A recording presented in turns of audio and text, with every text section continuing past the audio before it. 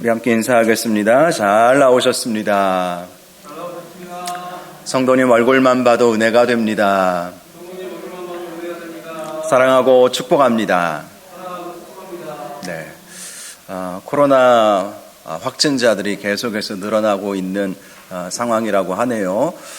그래도 우리 주님께서 은혜 받기 위해서 우리가 주님 앞에 나왔는데요. 우리 주님께서 크신 은혜와 축복으로 함께하여 주실 줄로 믿습니다.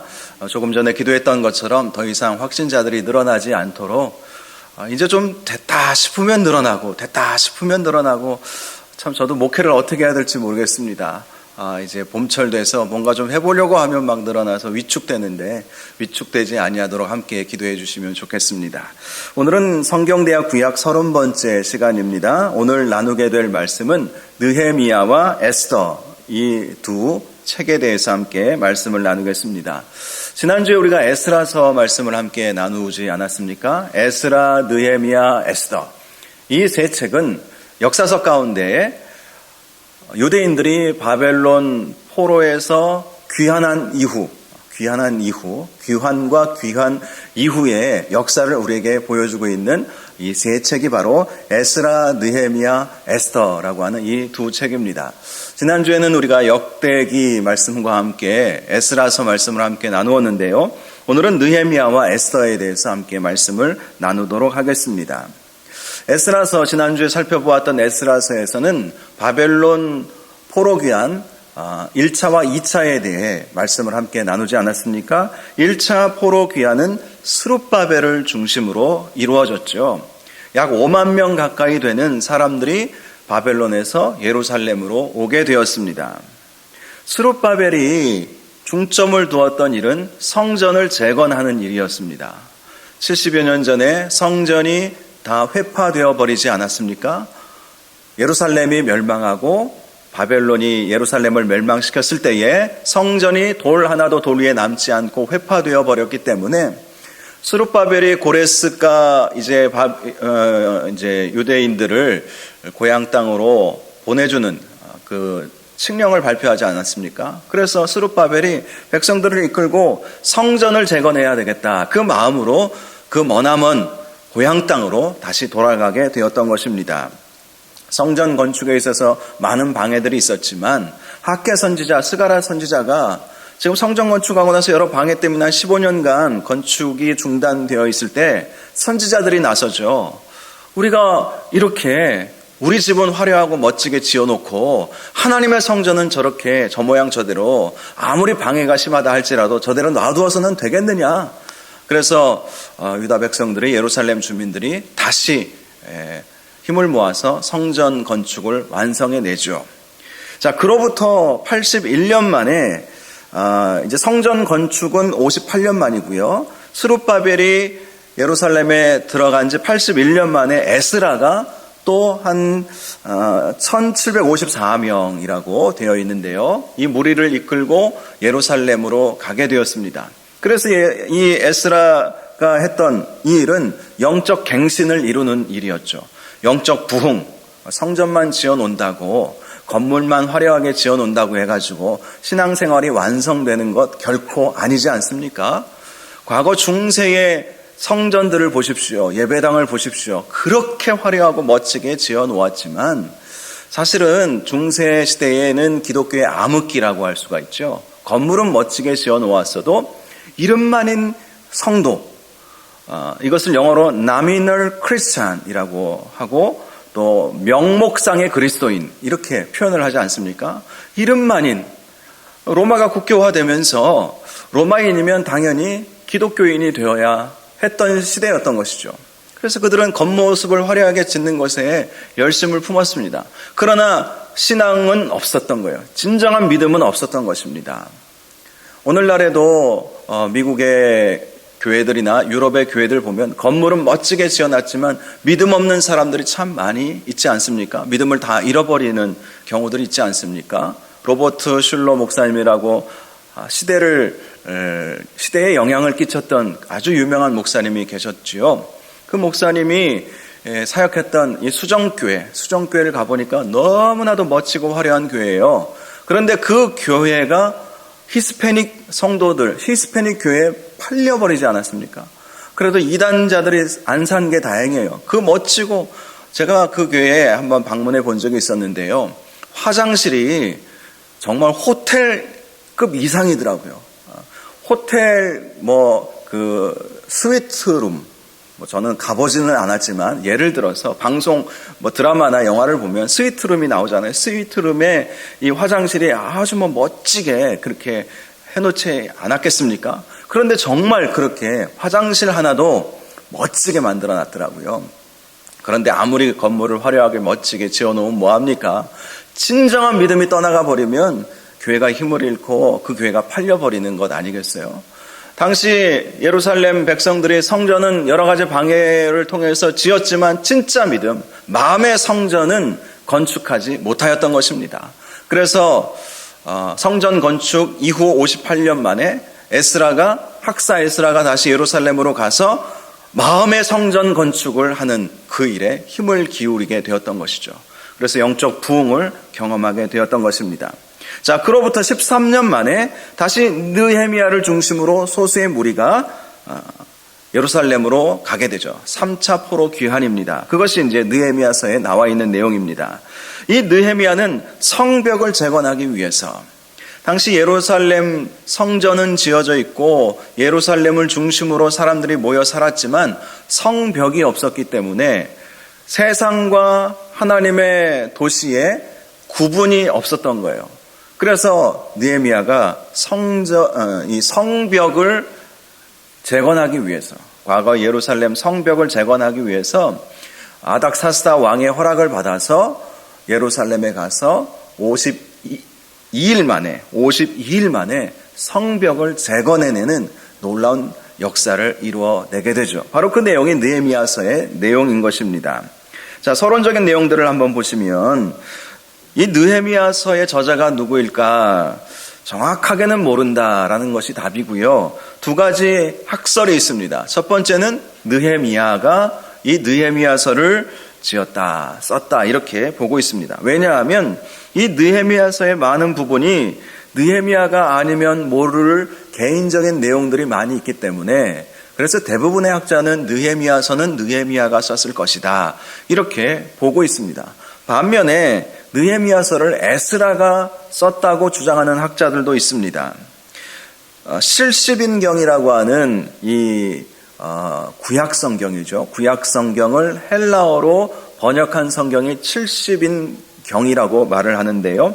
이 70인경에는 에스라와 느헤미야를 한 권으로 이렇게 만들어 놓았습니다. 그러니까 에스라와 느헤미야, 이 두 책은 에스라가 썼다 이렇게 지금 본다는 것이죠. 그리고 라틴어 성경에서는 느헤미야서를 에스라 2서, 그러니까 에스라 전서 후서 이렇게 나누듯이 에스라 전서는 지난주에 보았던 에스라이고 에스라 후서가 바로 이 느헤미야서다 이렇게 보고 있습니다. 그러나 느헤미야가 썼다고 보는 것이 가장 일반적이다 이렇게 생각을 하시면 되겠습니다. 자, 언제 기록되어졌는가, 다루는 연대가 언제인가?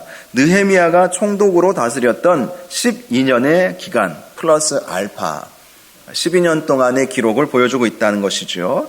자, 주제가 무엇인가? 첫 번째, 성벽 재건, 예루살렘 성벽을 재건하는 것. 예루살렘 성벽을 재건하는 것은 예루살렘의 회복을 의미하는 것이기 때문에 굉장히 중요한 의미를 가지고 있습니다. 스룹바벨의 1차 귀환 이후에 94년간, 거의 100년 가까이 예루살렘에는 성벽이 없었다는 것도 놀랍지 않습니까? 성벽이 없었던 거예요. 그러니 다양한 이민족들이 그 예루살렘을 중심으로 살았던 것이죠. 구분선이 없으면 그렇게 되는 거예요. 그러니 영적으로 나태해지고 느슨해질 수밖에 없었던 것이죠. 그래서 느헤미야가 이대로는 안 되겠다, 고국 땅의 소식을 들어보니까 이대로는 안 되겠다 싶어서 왕에게 요청을 해서 지원을 받아서 예루살렘에 가서 성벽 재건하는 일을 힘쓰게 되었던 것입니다. 그래서 이 성벽 재건이 완성된 이후에 이방인들조차 이렇게 이야기합니다. 하나님께서 이 역사를 이루신 것을 알미니라. 하나님께서 하셨다. 이방인들이 52일 만에 94년 동안 이루어지지 않았던 그 일을 느헤미야가 52일 만에 이루었던 거예요. 그래서 이 느헤미야서는요, 1장에서 9장까지 말씀을 보면 느헤미야의 강력한 리더십에 대해서 볼 수가 있어요. 저도 이 리더십에 관련된 책이 몇 권이 있는데요, 느헤미야를 중심으로 느헤미야 리더십이라고 하는 책들이 참 많이 나와 있는 것을 제가 보았습니다. 그만큼 여러 가지 반대도 있었고, 또 그동안 94년 동안 이루어지지 못했던 정말 필요한 일임에도 불구하고 하지 못했던 일을 이 느헤미야가 하나님의 음성 듣고 또 하나님의 열심으로 이 일을 이루어내는 리더십을 보여주었다. 이것을 볼 수가 있습니다. 두 번째 주제는 아직 회복되지 않은 왕에 대해서 말씀하고 있다는 거예요. 자, 성전도 건축되었고 이제 성벽도 완성이 되었습니다. 그러나 이스라엘에는 왕이 없었던 것이죠. 왕을 세울 수도 없었지요. 다스리는 사람은 총독이라는 이름으로 다스릴 수가 있었습니다. 진정한 왕은 페르시아 왕이 진정한 왕이었고 예루살렘 사람들 가운데 유다인 중에는 왕이 없었던 것이죠. 그러나 아직 회복되지 않은 왕, 이것은 앞으로 오실 메시아를 기대하게 하는 것임을 말씀을 통해서 발견할 수가 있습니다. 자, 왜 썼을까? 느헤미야서는 바벨론 포로 귀환 이후의 역사를 알려줍니다. 에스라도 마찬가지고 느헤미야도 마찬가지고 포로 귀환 이후에 어떻게 되었는가. 조금 후에 살펴볼 에스더서도 마찬가지죠. 포로 귀환하지 않았던 사람들은 과연 어떻게 살았을까? 페르시아에서 그 모습을 이제 보여주고 있다는 것입니다.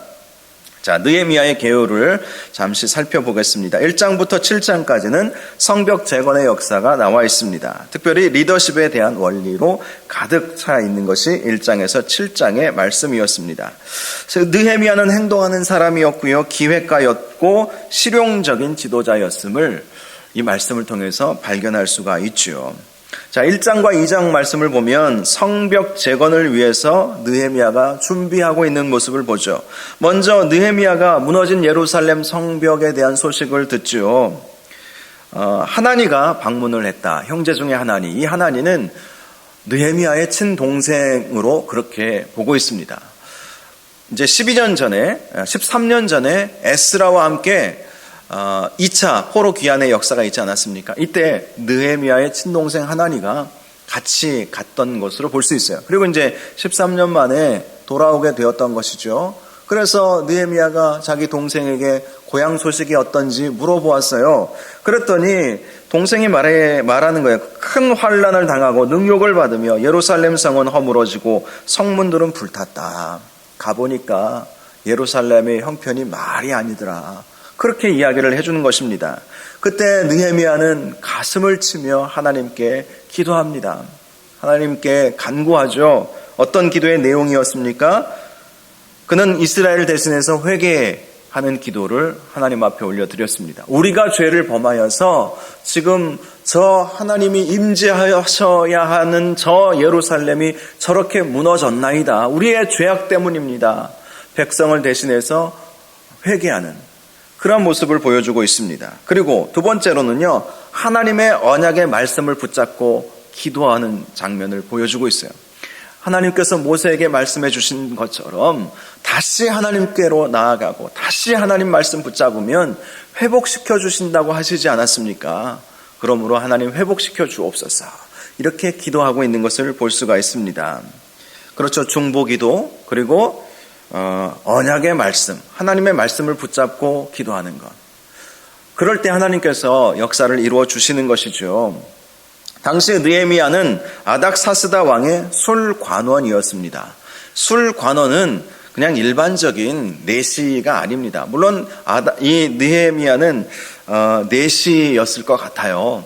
당시 기록에 보면 거세를 해야 했다고 합니다. 술 맡은 관원장들은. 그래서 느헤미야의 가족에 대한 언급이 이 느헤미야서 말씀을 보면 없어요. 가족이 없었던 것 같아요. 그럼에도 불구하고 아주 높은 위치에 있었던 사람이 이 술 맡은 관원장이었어요. 왜냐하면 이 술은 음료수 개념이지 않습니까? 그래서 왕이 드셔야 할, 왕이 먹어야 할, 마셔야 할 그 음료수와 그 술에 독이 있는지 없는지를 최종적으로 점검하는 사람이 이 사람이었던 것이죠.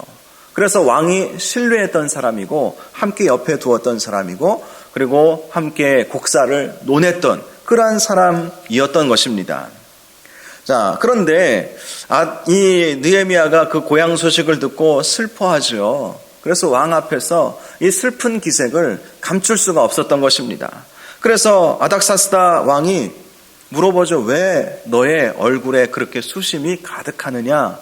그때에 느헤미야가 이것은 하나님이 주신 응답이구나.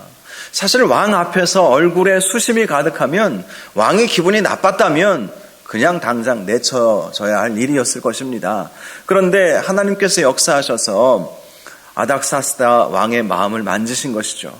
그리고 자기가 수하에 두고 있는 그 한 신하의 얼굴에 수심이 가득한 것을 안타까워하는 마음을 갖게 된 것이고, 그래서 느헤미야가 자기의 고향의 상황을 이야기해 주자 아닥사스다 왕이 자비를 베풀어 주었던 것이죠.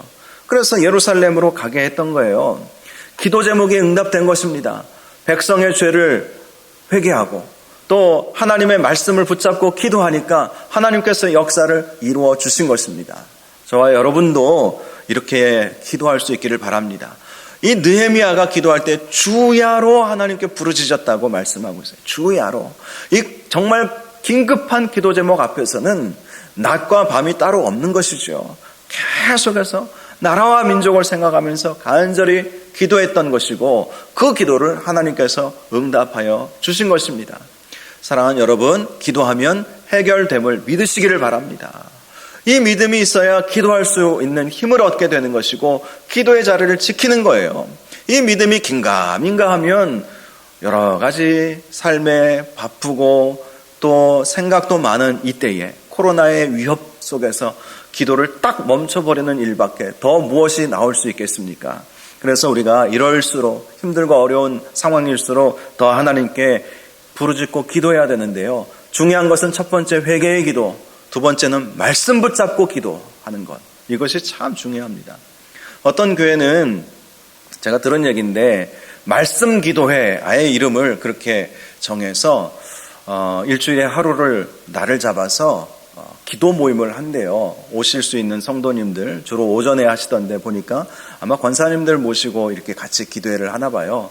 근데 단순합니다. 말씀 한 구절 읽고 거기에 나와 있는 기도 제목들을 가지고 그냥 1시간씩 기도하고 그냥 돌아가신대요. 근데 그 말씀 붙잡고 기도할 때 기적들이 일어난다는 거예요. 왜 그런지 줄 아십니까? 말씀은 하나님의 약속이거든요. 그러니까 말씀 붙잡고 기도하는 것이 그렇게 중요한 것입니다. 조지 밀러가 5만 번 응답받은 비결이 무엇입니까? 기도하기 전에 말씀을 읽고 내 기도 제목이 어떤 말씀에 근거하고 있는지 찾아보고 그 말씀 붙잡고 기도하니까 5만 번 응답받았다. 조지 밀러 목사님이 그렇게 고백을 하고 있는 것입니다. 회개 기도 그리고 말씀 붙잡고 기도하는 것. 우리도 회개하고 또 말씀 붙잡고 기도함으로 이러한 놀라운 역사들이 우리의 삶 속에서 이루어질 수 있기를 주님의 이름으로 축복합니다. 자, 2장 말씀으로 넘어가 보면 예루살렘에 도착하고 성벽 재건을 위해서 이제 준비를 하죠. 성벽의 상태를 조사를 해봅니다. 그리고 느헤미야가 백성들을 권면을 하죠. 백성들이 도와주어야 할 수 있는 일 아니겠습니까? 그래서 모두 힘을 내어 이 선한 일을 합시다. 그래서 온 백성들이, 그러니까 느헤미야는 이렇게 동원하는 것, 성도들, 이 사람들의 마음을 이끌어내는 것에도 아주 능했던 사람인 것을 알 수가 있죠. 그래서 온 백성의 지지를 얻어서 성벽 재건을 하기 시작하는 것입니다. 그런데 어떤 일이든 좋은 일일수록 방해자들이 나오죠. 성전 건축을 스룹바벨이 했을 때에도 당시 사마리아 사람들이 방해를 하지 않습니까? 이 사마리아 사람들은 북이스라엘 출신들이고 아수르와 다른 이방인들이 혼혈, 피가 섞여서 이미 하나의 민족 형태로 이제 굳어진 그런 사람들이었습니다. 그들이 유다 사람들이 떠나고 난 다음에 예루살렘에 와서 살고 있었는데 유다 사람들이 와서 성전을 짓는다고 하니 사마리아 사람들은 성전이 다른 곳에 있었잖아요. 베델과 단에 원래 있었기 때문에 예루살렘에 성전 짓는 거 사마리아 사람들이 원치 않았던 거예요. 그래서 그거를 방해하지 않았습니까? 그래, 어떤 좋은 일이든지 방해자들이 있어요. 성벽을 재건하려고 하는데 방해자들이 있었던 것입니다. 사람들이 막 조롱을 하죠. 공격하겠다고 위협하죠. 또 낙담하도록 유도하는 장면들을 보여주는 것이죠. 그러나 느헤미야는 그러한 방해가 아무리 있어도 해야 할 일은 하는 사람이었던 것이죠. 특별히 이 일을 위해서 부름을 받아서 머나먼 그 몇 달을 걸려서 예루살렘까지 왔는데 이 방해한다고 해서 그 일을 그칠 수 있겠습니까? 심지어는요, 이 사람들이 느헤미야를 죽이려고 음모를 꾸몄어요. 그러니까 생명의 위협도 느낀 것이죠. 이쯤 되면 믿음이 연약한 사람들은 포기하고 말 것입니다. 그러나 아무리 방해하고 죽이려고 암살 계획까지 다 세웠어요. 그러니까 협박만 한 게 아니고 실제로 죽이려고 계획을 다 세웠는데 그게 하나님의 은혜로 다 수포로 돌아가 버리고 말았던 것입니다. 그래서 결국 성벽 재건이 52일 만에 완성이 되었던 것입니다. 한번 하려면 일사천리로 일을 하지 않으면 안 되는 것이죠, 사실은. 나중에 하지, 1년 후에 하지, 2년 후에 하지 하면 아예 안 되는 것입니다. 그렇게 성벽이 재건됨으로 인해서 여자와 어린아이들이 안심하고 생활할 수 있는 기본적인 사회 안전망이 구축이 되었던 것입니다. 그리고 예루살렘의 통치자를 세워주었어요. 아우 하나니와 또 하나냐라고 하는 두 사람을 예루살렘을 다스리고 지도자로 세워주었는데 특별히 하나니는 자기 아우였기 때문에 그럴 수 있을 거라고 생각을 하는데 하나냐라고 하는 사람을 세운 이유는 말씀을 보니까 그가 충성스러운 사람이었고 하나님을 경외함이 무리 중에서 뛰어난 사람이었더라, 이렇게 말씀을 하고 있습니다. 신실하게 하나님을 섬길 줄 아는 사람들을 예루살렘의 지도자로 세워주고 이 느헤미야는 떠날 수 있었던 것이죠. 느헤미야는 성벽 건축만 해주고 떠났어요. 아닥사스다 왕도 그렇게 약속을 하고 보내주었던 것이기 때문이죠. 자, 그리고 이제 예루살렘의 인구가 얼마나 되는지 쭉 말씀에 나와 있는데 온 회중의 합계가 42,360명, 노비가 7,337명, 노래하는 남녀가 245명, 합하면 거의 한 5만 명 좀 넘게 예루살렘 성에서 살게 되었음을 말씀해 주고 있습니다. 자, 그리고 8장부터 13장까지 말씀을 보면 에스라가 또 등장을 해요. 에스라가 갑자기 왜 등장을 했을까? 많은 사람들이 이렇게 해석을 합니다. 에스라도 영적 갱신, 마음의 성전을 건축해주는 그 일들을 하고 난 다음에 다시 페르시아로 돌아가게 되었다는 것이죠. 그리고 느헤미야가 3차 바벨론 포로 귀환 때 함께 와서 성벽 재건하는 일을 옆에서 돕고, 그리고 성벽 재건이 끝나고 난 다음에 또다시 2차 부흥회가 이루어졌던 것입니다. 1차 부흥회는 성전 재건 후에 이루어진 것이고 2차 부흥회는 성벽 재건 이후에 이루어지게 된 것입니다. 그때마다 에스라가 등장을 하는 것이죠. 율법을 낭독하고 해석해 줍니다. 그때 백성들의 반응이요, 다 우는지라 이렇게 말씀하고 있어요. 말씀의 은혜를 받으니까 눈물이 터져 나오는 거예요.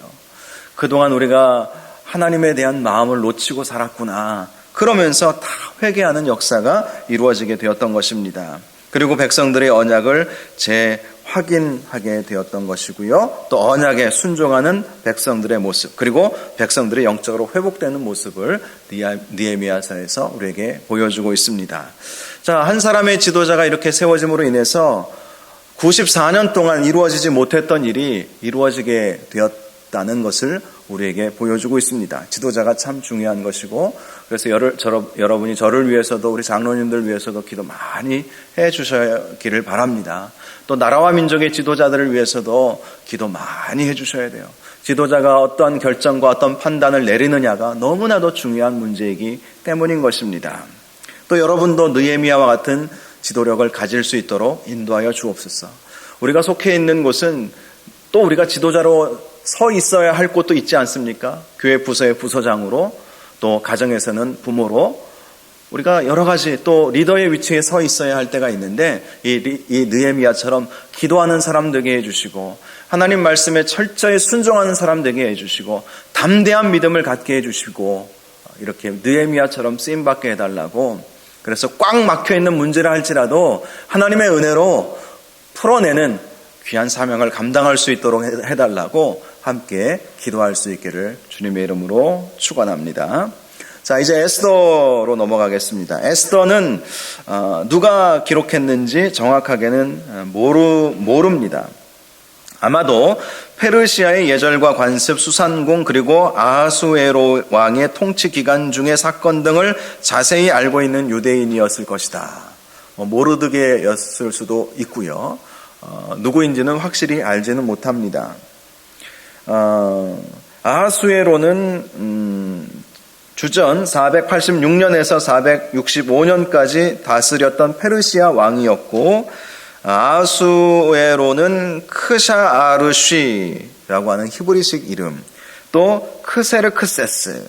이 크세르크세스는 이제 세계사 가운데 많이 등장하는 이름입니다. 크세르크세스.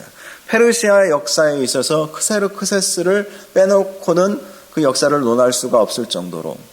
그럼 과거 아수르 제국, 그리고 바벨론 제국, 그리고 페르시아 제국, 이 특별히 세계사 가운데 아수르나 바벨론은 물론 언급이 되지만 그렇게 언급은 잘 안 돼요. 그러나 이 페르시아부터는 아주 깊은 연구가 되어 있습니다. 왜냐하면 페르시아 이후에 페르시아와 그리스의 전쟁이 있었잖아요. 그래서 아킬레우스가 등장하고 또 무슨 신화 같은 것들이 참 많이 있습니다.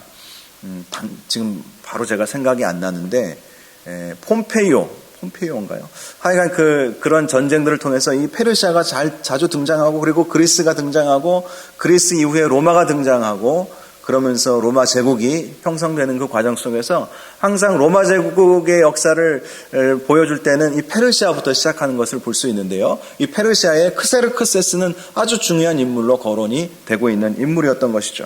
바로 이 크세르크세스, 아하수에로 왕 시절의 모습을 보여주고 있다는 것입니다. 자, 다루는 연대는 에스라 6장 또 7장 사이에 약 58년간의 공백, 그 중에 10년간, 483년에서 473년, 10년간의 이야기를 보여주고 있습니다. 에스라 6장까지는 스룹바벨이 성전 완공을 이루었던 때이고, 에스라 7장은 에스라가 성전 완공 58년 만에 2차 귀환을 하지 않습니까? 그 중간 사이에 10년의 그 시점을 보여주고 있다는 거예요. 에스더 왕비와 모르드게, 또 아하수에로 왕, 그리고 모르드게를 죽이고 유대인들을 죽이려고 했던 하만이라고 하는 아말렉 자손, 그러니까 아말렉의 왕 이름을 아각이라고 그러거든요. 아각 자손 하만이에요. 그러니 아말렉 족속의 왕의 후손이죠, 하만이. 이 하만이 유대인들을 그렇게 싫어했어요. 원래 아말렉 족속과 이스라엘 족속은 모세 시대 때부터 거슬러 올라가서 철천지 원수지간 아니었습니까? 이 아말렉 사람들은요, 비겁한 사람들이에요. 출애굽 이후에 이스라엘 백성이 광야로 행진할 때 그 뒤에서 공격을 해오는 그러한 민족이 바로 이 아말렉 족속이었어요. 그래서 하나님은 이 아말렉 족속을 진멸하라 이렇게 말씀을 하셨죠. 그러나 진멸하기가 쉽지는 않았어요. 물론 이 아말렉이 바벨론에 의해서 다 멸망하고 말았습니다. 근데 바벨론 왕이 이스라엘의 귀족들, 그러니까 유다의 귀족들도 데리고 갔듯이, 왕족들도 데리고 갔듯이 아말렉도 무너뜨리고 아말렉의 왕족, 귀족들도 바벨론으로 끌고 갔거든요. 그래서 바벨론이 무너진 이후에 페르시아는 이렇게 소수 민족들을 우대해주는 정책을 취하지 않았겠습니까? 그래서 이 하만이라고 하는 사람도 결국은 높은 자리까지 올라가게 되었는데, 그 하만이 이스라엘 백성들을 싫어하고, 또 모르드게가 아하수에로 왕의 총애를 받고 신망을 받으니까 그걸 시기하고, 그래서 모르드게를 죽이려다가 자기가 죽이려고 하는 그 장대에 자기가 달려 죽는 일이 있지 않았습니까? 그리고 에스더의 모습을 보여주고 있어요. 에스더는 죽으면 죽으리다. 민족을 살리기 위해서 왕 앞으로 나아갔던 것. 그 모습을 보여주고 있는 것이 이 에스더서의 내용인 것입니다. 무엇을 보여주고 있는가? 주제는 하나님의 섭리와 보호를 보여주고 있다. 이 에스더에는 하나님이라고 하는 단어가 한 번도 등장하지 않습니다. 대신 배후에서 역사하시는 하나님의 모습을 느낄 수 있게 해주는 것이죠. 그것을 하나님의 섭리라고 말하는 것이죠. 우리 하나님은 역사를 주관하시는 하나님이시고 섭리하시는 하나님이심을 우리가 믿어야 할 필요가 있어요. 우리 눈에 보이지 않아도 항상 우리 하나님은 섭리하신다. 합력하여 선을 이루시는 하나님이시다. 하나님을 붙잡고 살기만 하면 하나님께서는 하나님의 방법으로 하나님의 백성들을 반드시 보호하시고 이렇게 세워주신다. 이것을 에스더서가 우리에게 보여주고 있는 것입니다. 자, 그래서 두 번째 주제가 하나님의 백성을 보존하심. 초자연적인 하나님의 역사가 이루어지게 되었다라는 것이고요. 왜 기록했을까? 에스더서는 포로 유배 이후 가나안으로 돌아오지 않고 바사에 남기로 한 유대인들의 삶을 그리고 있는 유일한 성경이다. 페르시아에 남아있는 유대인들 200만 명이나 되는 사람이 페르시아에 살고 있었지만 고향 땅으로 돌아온 유대인들은 5만여 명밖에 되지 않지요. 나머지 대부분은 흩어져 살게 되었던 것입니다. 디아스포라 유대인이라고 불리게 되었죠. 자, 이 왜 하나님께서 그들을 이렇게 고향 땅으로 가게 하지 아니하시고 고향 땅으로 가서 예루살렘 성전과 성벽을 재건하게 하는 사람들이 있었는가 하면 흩어진 유대인으로 흩어져서 전 세계에서 살게 하셨을까? 그것은 유대인을 향하신 하나님의 약속의 말씀을 하나님이 이루시기 위해서 그런 것입니다. 너희는 택하신 족속 그리고 제사장 나라 나의 소유된 백성 그렇게 말씀해 주시지 않았습니까? 모세를 통해서 시내산에서 주신 약속의 말씀이 너희는 제사장 나라 제사장 민족 되게 할 것이다. 그것이 이루어진 거예요. 실제로 유대인은요 유대 종교를 믿게 되면 유대인이 되는 거예요. 어머니가 유대인이면 자동적으로 유대인이 되고 또 개혁적인 유대인들은요 부모 둘 중에 한 사람만 유대인이면 유대인으로 인정을 해 주었어요. 세계 곳곳에 유대인들은 흩어져 살면서 여호와 신앙을 선포하고 여호와 하나님을 증거하는 삶을 살게 되었던 것입니다. 실제로 이러한 에스더서 마지막 부분에 보면 하나님께서 초자연적으로 역사하셔서 결국 유대인들을 승리하게 하심으로 당시 수많은 이방인들이 유대교로 개종하게 되었다는 역사를 보여주고 있거든요. 그러니까 선교적 민족 되게 하시기 위해서 흩으시는 거예요. 흩으시는 민족 중에 우리 민족도 굉장히 많이 세계 여러 곳에 하나님이 흩으셨습니다. 감사하게도 우리 민족은 유대인을 많이 닮았나 봐요. 그래서 유대인들은 가는 곳곳마다 회당을 지었다고 하는데 그러니까 회당이 곳곳에 있었어요. 사도 바울이 사역했던 시대도 보십시오. 소아시아와 유럽 지역에 다 회당들이 있었던 거예요. 그러니까 페르시아가 제국을 형성하고 있었을 때 수많은 유대인들이 그 페르시아, 그 메소포타미아 그 지역에만 있었던 것이 아니라 페르시아 제국이 과거 로마 제국과 같이 북아프리카 또 유럽 전역 그리고 비옥한 초승달 지역이라고 하는 메소포타미아, 이집트 뭐 이런 지역이 다 페르시아, 로마 이런 제국들이었기 때문에 유대인들이 다 이 문명권에서 이제 막 흩어져서 살면서 하나님을 증거하는 완전히 선교적 그러한 삶을 살게 하셨던 것이죠. 자연스럽게 복음을 전할 수 있도록. 또 그것이 계기가 되어서 이제 예수 그리스도께서 이 세상에 오셔서 곳곳에 있는 유대인들에게 먼저 복음을 전하지 않습니까? 곳곳에 살고 있는 예수님 시대에 유대인들은 예루살렘과 이스라엘 그 지역에만 살고 있지 않았어요. 곳곳에 살고 있었던 것이죠. 구레네 사람 시몬도 구레네라고 하는 곳이 이방인 지역이에요. 거기서 유대인 명절을 지키기 위해서 내려왔다가 예수님 십자가 달려 돌아가신 것을 보게 되었고 억지로 십자가 진 사람, 구레네 사람 시몬, 그 구레네가 이스라엘 지역의 지명이 아니라는 거예요. 그러니까 당시에는 많은 유대인들이 세계 곳곳에 흩어져 살게 되었는데 바로 이 바벨론 포로로 끌려간 이 유대인들이 포로 귀환한 사람들도 있었지만 대부분 세계 곳곳에 흩어져서 여호와 신앙을 선포하고 회당을 짓고 또 그중에 하나님을 믿고 섬기게 되는 유대교로 개종하는 일들도 참 많이 일어나게 되었던 것을 볼 수가 있어요. 그 중에 하나의 예가 예수님께서 십자가 지시기 전에 헬라인들이 예수님 만나려고 찾아오지 않습니까? 그 헬라인들이 왜 예수님을 만나려고 했을까요? 그 헬라인들은 헬라인이지만 유대교로 개종한 사람이었어요. 오늘 새벽에도 말씀을 나누었듯이 그 빌라도 총독의 아내도 유대교로 개종했다는 기록이 있지 않습니까? 정말 많은 사람들이 유대교로 개종하는 일들이 일어나게 되었던 것이죠. 그러니 하나님께서 왜 이들을 다시 고향 땅으로 보내시지 않았을까? 그것은 흩어져서 하나님을 선포하고 여호와 유일신 신앙을 선포하고 그렇게 살도록 하신 것이죠. 우리 민족도 가는 곳곳마다 교회를 세운다고 하지 않습니까? 선교사들만 오지로 가는 것이 아니라 정말 어느 오지로 들어가 보면 중국 사람하고 한국 사람은 세계 곳곳에 다 흩어져 살고 있더라. 뭐 이런 말도 있어요. 전 세계에 흩어져 있는 우리 한민족, 우리 한국 사람이 한 200만 이상 된다고 하죠.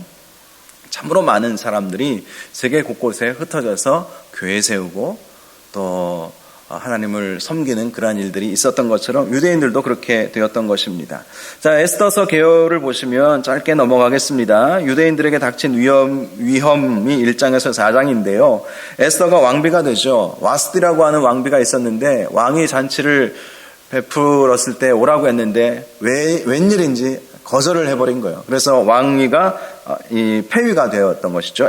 와스디가 폐위가 되고 새로운 왕비가 뽑혔는데 바로 에스더가 왕비가 되었던 것입니다. 그러는 사이에 모르드게가 궁궐 문에서 왕을 죽이려는 이 왕의 내시 빅단과 데레스의 암살 계획을 듣고 에스더에게 말해주죠. 그리고 에스더가 모르드게의 이름으로 왕에게 알려줍니다. 그래서 궁궐의 역사 가운데 이 모르드게라고 하는 이름이 들어가게 돼요. 이게 이제 하나의 복선이죠. 자, 그런 가운데 하만이 계교를 꾸밉니다. 하만은 아말렉 족속의 후손이었어요. 아각의 자손이었기 때문에 왕족이었다는 것을 볼 수가 있습니다. 이 하만이 특별히 이 이스라엘 민족을 죽이려고 했던 그 이유가 모르드게가 하만에게 무릎을 꿇지 않는 거예요. 하만은 이 아수에로 왕의 총애를 받아서 가장 높은 자리에 올라갔는데 모르드게는 어찌 보면 말단 신하에 불과하거든요. 그런데 무릎을 꿇지 않는 것입니다. 아마도 이 모르드게는 하만이 누구인지 알았기 때문에 아말렉 자손이고 아각의 후손이면 하나님이 진멸하라고 하신 그 자손, 그 앞에서 아무리 지위가 높다 할지라도 무릎을 꿇을 수가 없었던 것이죠. 자, 그러자 하만이 유대인들은 왕의 법률을 무시하고 지키지 않는다 하면서 모함하면서 유대인들을 다 몰살해야 한다고 그렇게 아첨하고 간청하게 되었죠. 그래서 아하수에로가 아무 생각 없이 조서를 내리게 되었습니다. 유대인을 멸하라, 이런 조서를 내리게 되었어요. 그때 유대인들은 비탄에 잠기게 되었습니다. 그때 모르드게가 에스더에게 말하죠. 모르드게와 에스더의 관계는 삼촌과 조카 관계라는 거 아시죠? 에스더는 부모 없이 자랐어요. 그래서 모르드게가 키운 것입니다. 자, 이 에스더에게 말합니다.